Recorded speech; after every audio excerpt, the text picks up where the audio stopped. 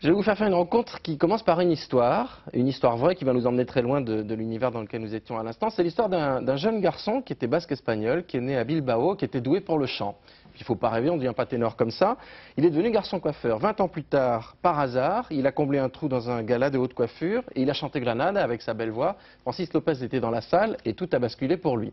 Aujourd'hui, il est un peu le dernier des Mohicans de l'opérette. Il s'appelle José Villamor. Il n'est pas très souvent dans sa maison de Saumur, mais vous allez voir, Sophie Guillou a pu le suivre, ce phénomène, dans sa tournée. La nuit est tombée. Chez José Villamor, elle sonne l'heure du départ. Okay. Celle-là, c'est le gala de demain. On la met tout de suite dans celle-ci. Non, je pense pas, c'est mieux là.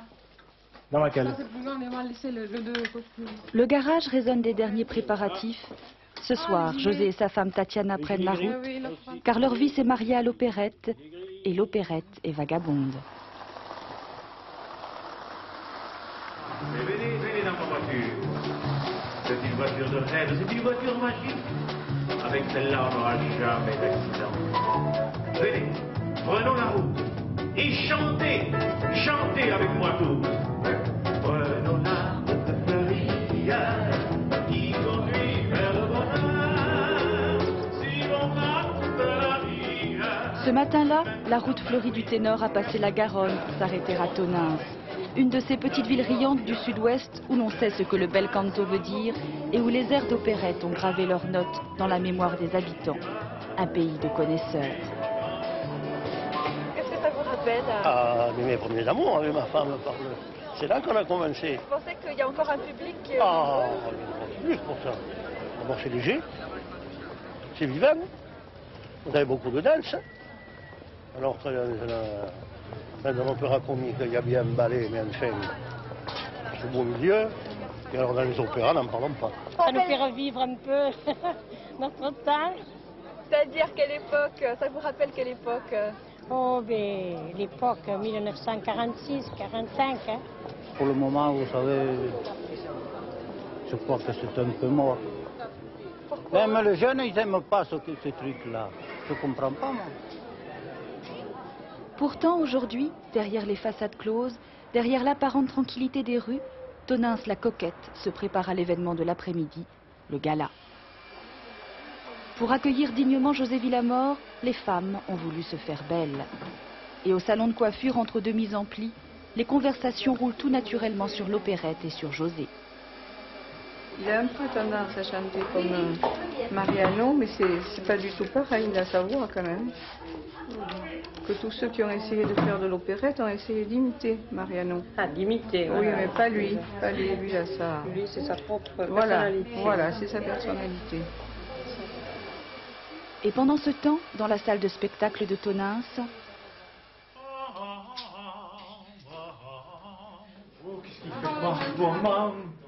Il fait mucho frío.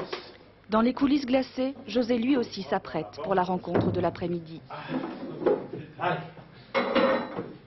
on va se faire un petit air de jeunesse.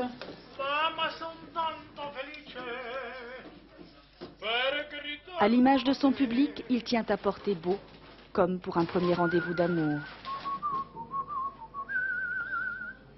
C'est presque l'habillement du matador. Hein? Oui, mamma mia. Je commence à avoir au trac, là. Le public se presse déjà. Beaucoup de femmes. Le match de rugby France-Angleterre, arrivaient les maris devant les postes de télé. Elle n'aurait manqué le gala à aucun prix. Je veux que tout se passe bien. Qu'il n'y ait pas de coupure de courant, que le public soit bon. C'est quoi un bon public? Un public qui chante avec moi, qui tape dans les mains, qui se confond avec moi dans un même esprit de gaieté, de joie. Enfin, dans la grande salle pleine d'écho, le voyage vers le passé commence. Et je vois dans leurs yeux, ils ont souvent le regard mouillé, parce que c'est des années en arrière des souvenirs de jeunesse.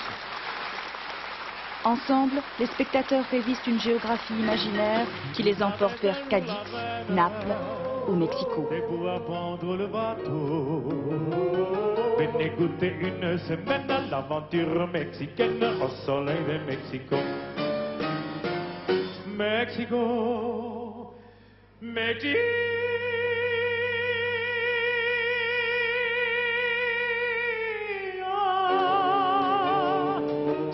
Sans se lasser, ils écoutent ces contes de fées pour adultes qui parlent si bien du bonheur.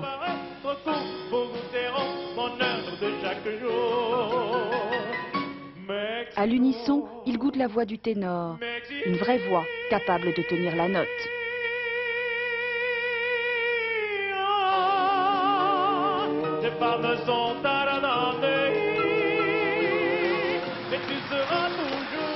Alors, ils applaudissent, à tout rond. Souvent, des paroles oubliées remontent à leurs lèvres et les font tanguer dans un même mouvement complice.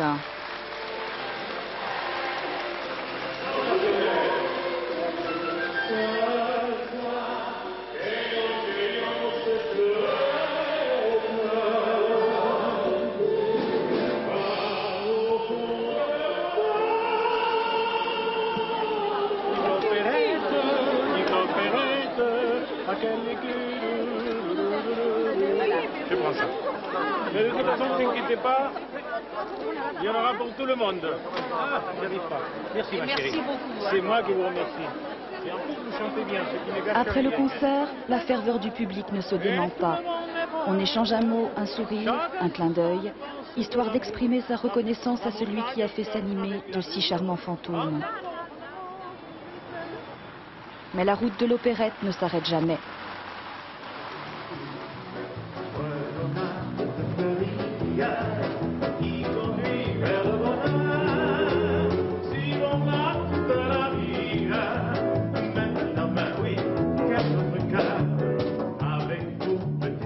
Parfois, entre deux galas, José fait escale chez lui, mais c'est pour mieux retrouver l'âme enfouie de l'opérette et ses emblèmes flamboyants. Je vous montre, c'est un pur réveil. Regardez, les manches à volant de la scène de La Fiesta. Hein? C'est la fiesta bohémienne, etc., etc. C'est important les costumes pour l'opérette? Oh, je pense que oui, ça fait rêver. Ça fait rêver les gens qui viennent nous voir.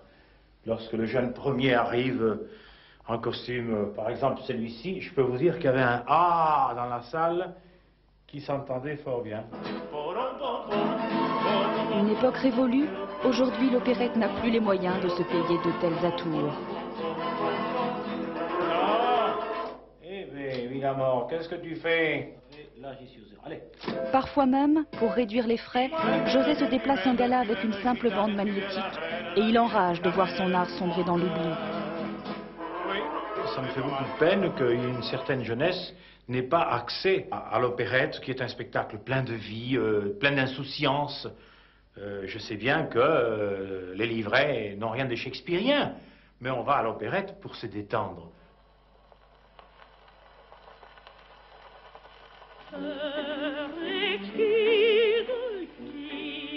José a pourtant ses fidèles regroupés dans un fan club. La présidente, Christiane, voue un culte joyeux à celui qui a remplacé dans son cœur Guettari et Mariano.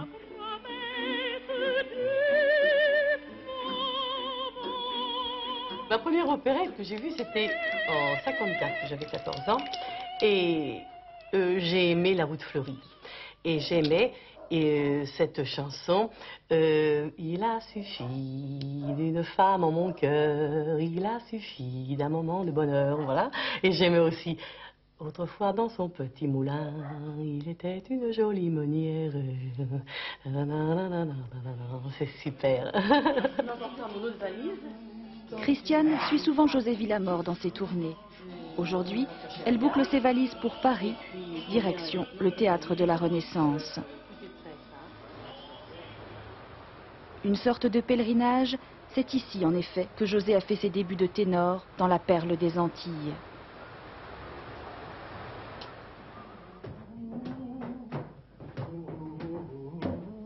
Au creux de ce bijou à l'italienne, rouge et or, les retrouvailles prennent le goût doux amer de ce qui n'est plus.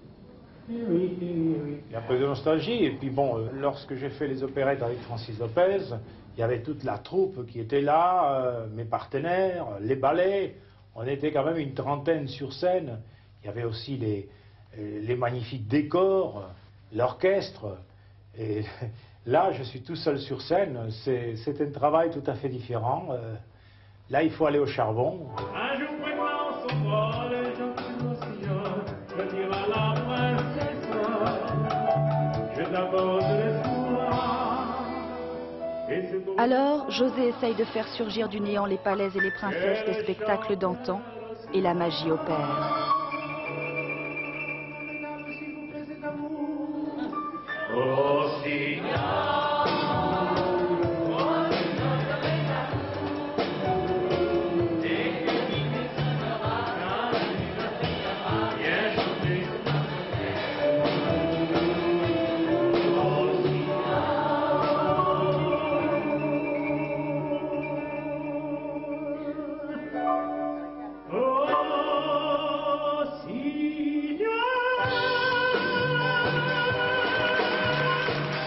Les applaudissements du public lui font oublier les 100 000 kilomètres de route avalés chaque année, les salles de concert miteuses, les ricanements des jeunes générations.